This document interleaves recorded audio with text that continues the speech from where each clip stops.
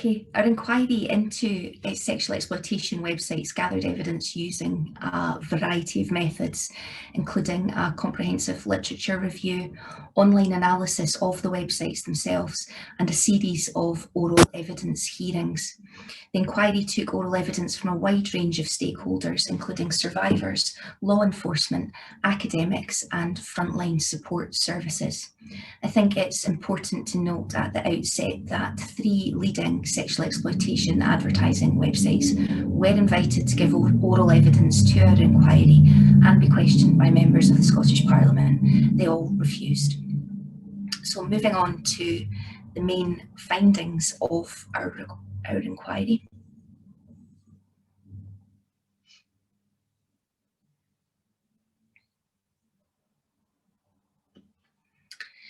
Regarding the role that sexual exploitation advertising websites play in facilitating sex trafficking and sexual exploitation, we found that sexual exploitation advertising websites are a major enabler of sex trafficking and sexual exploitation in Scotland.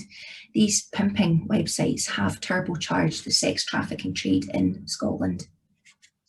A few highly lucrative pimping websites dominate the online sex trade, attracting by far the most visitors to their sites. These websites concentrate and centralise demand online from sex buyers, making it quick and easy for any would-be trafficker or pimp to immediately connect with potential sex buyers across Scotland. This online concentration of demand is key to why these websites are such a powerful enabler of sex trafficking and sexual exploitation. Operators of the websites have no realistic or reliable way of ensuring that individuals being advertised for prostitution on their sites are not being criminally exploited by a third party. There may be very clear and obvious signs on these sites that an individual is being exploited. For example, a single mobile phone number may be used as the contact number for bookings on multiple different adverts.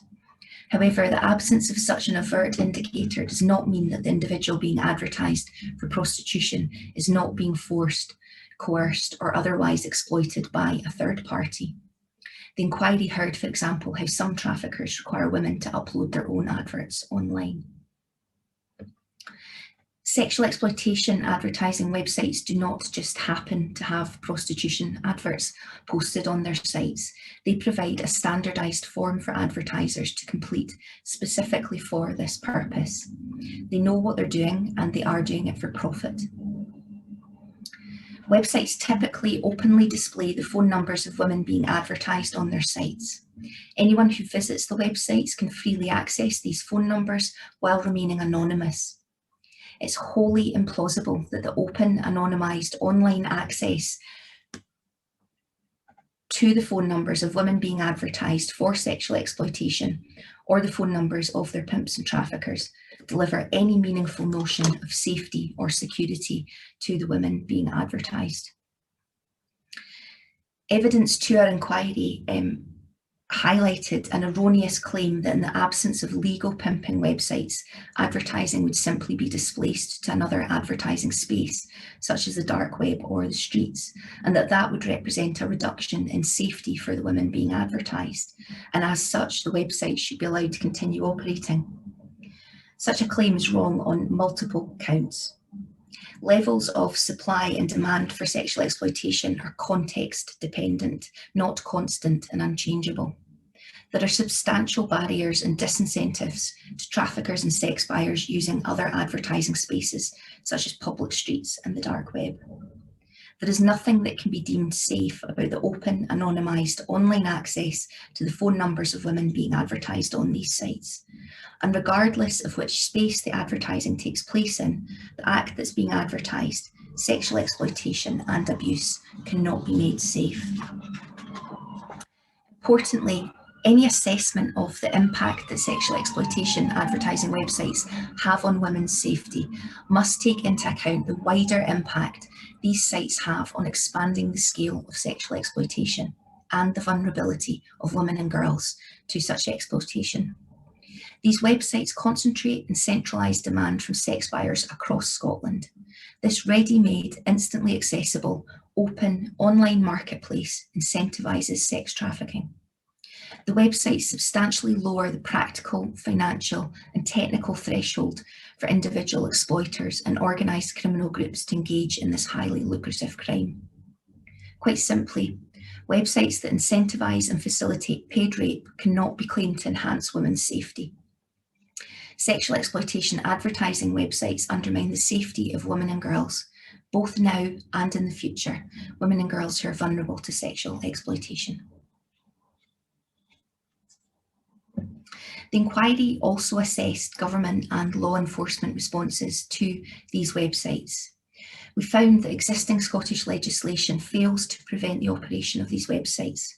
Scotland currently lacks comprehensive legislation to prevent individuals and companies facilitating and profiting from the sexual exploitation of others. As such, these websites operate free from criminal sanction.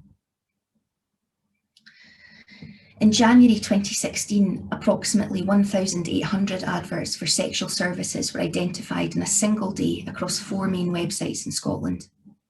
On a single day in February 2021, our inquiry identified 570 escort adverts on just one of the market-leading sexual exploitation advertising websites in Scotland. Law enforcement may be able to identify some clear indicators that an individual being advertised is a victim of trafficking simply by looking at the advert. However, each of those indicators of third-party exploitation represents a failure of the traffickers to cover their tracks. The absence of overt indicators in an advert does not mean that the individual is not a victim of being trafficked for sexual exploitation. That could only be reasonably determined by conducting further investigations.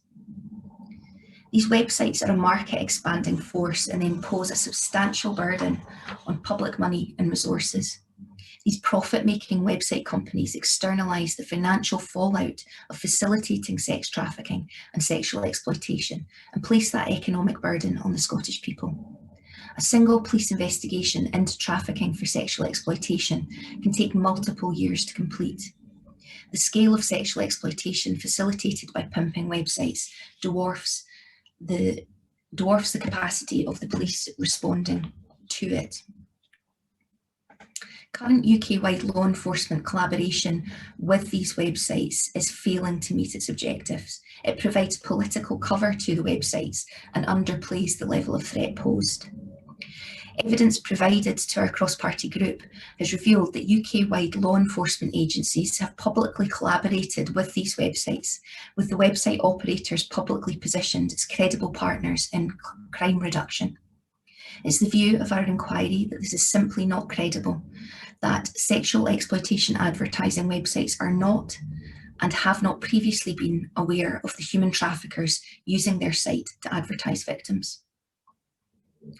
Websites have repeatedly been requested to provide data to police forces as part of criminal investigations into sex trafficking. The use of market-leading sexual exploitation advertising websites by organised crime groups has also been revealed in multiple criminal convictions of traffickers and pimps and reported in the media. Despite the UK-wide law enforcement approach of working closely with these websites over multiple years, those same websites continue to be a common tool used by sex traffickers to advertise their victims to sex buyers in Scotland and across the UK. And the websites are failing even to proactively contact Police Scotland's National Human Trafficking Unit about potential criminal activity. However, these websites have been able to leverage UK policing's stated approach of working closely with them for political purposes. For example, Adult Work has stated in the press, Adult Work are already at the forefront in the battle against exploitation and viewed by the UK Home Office, anti-trafficking units and law enforcement agencies as being very much part of the solution and not the problem. And as such, will continue to oppose any change to the legislation and work closely with our partners within the industry to ensure the voice of reason is heard. Escort Scotland have also been quoted in the media saying, as acknowledged by UK law enforcement, adult services websites like escortscotland.com can be important partners in combating trafficking. It's the view of this inquiry that the UK-wide policing approach of publicly collaborating with sexual exploitation advertising websites and positioning the websites as credible partners in crime reduction is ill-founded and counterproductive, and represents a disturbing complacency towards the sexual exploitation and abuse being facilitated by these websites. Finally, there are international precedents for legal and law enforcement action to robustly tackle sexual exploitation websites. I'm delighted that we're joined today by Rob Spector and Special Representative Valiant Ritchie, who can speak in more detail on that international action that I mentioned. So to our recommendations. As a result of our findings, our inquiry has issued recommendations relating to legislation, law enforcement, support services and education. Firstly, legislative action is needed by the Scottish Government to combat the serious threat posed by sexual exploitation advertising websites. This inquiry calls for the Government to introduce the offence of enabling and or profiting from the prostitution of another person. This would prohibit the operations of sexual exploitation advertising websites. We also call for the introduction of an offence of providing or offering money or other benefits, including food and accommodation, in return for a person performing sex acts. This would tackle the demand driving pimping websites. We would like the repeal of Section 46 of the Civic Government Scotland Act 1982 in order to prevent the victims of sexual exploitation from being sanctioned for soliciting in a public place. And we would also like to see previous convictions under Section 46 of the same Act expunged from individuals' records so that victims can recover and rebuild their lives. In terms of law enforcement, action is also needed to strengthen the law enforcement response to these websites, both now and upon the introduction of a law prohibiting pimping websites. Upon the introduction of the offence of enabling and or profiting from the prostitution of another person, enforcement action should be taken against the websites that continue to operate in Scotland in violation of the law. Enforcement action against market-leading sexual exploitation advertising websites should be prioritised. Until the introduction of the offence of enabling and or profiting from the prostitution of another person, law enforcement agencies must fully and robustly enforce existing legislation and powers relating to the activities of these websites. All law enforcement personnel who work on matters relating to sexual exploitation, including UK-wide enforcement bodies that operate in Scotland, should receive specialist training on the nature and harms of sexual exploitation. This training must be consistent with the Scottish Government's Equally Safe strategy, which identifies prostitution as a form of violence against women. Finally, in relation to support services and education, our inquiry recommends a comprehensive, well-resourced network of holistic support and exiting services should be provided for women who are currently or have formerly been involved in commercial sexual exploitation in Scotland.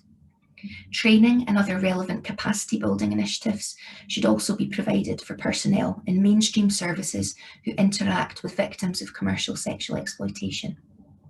All schools should adopt a whole school approach to tackling sexism and promoting equality between women and men in order to promote positive attitudes amongst young people in relation to consent and healthy relationships.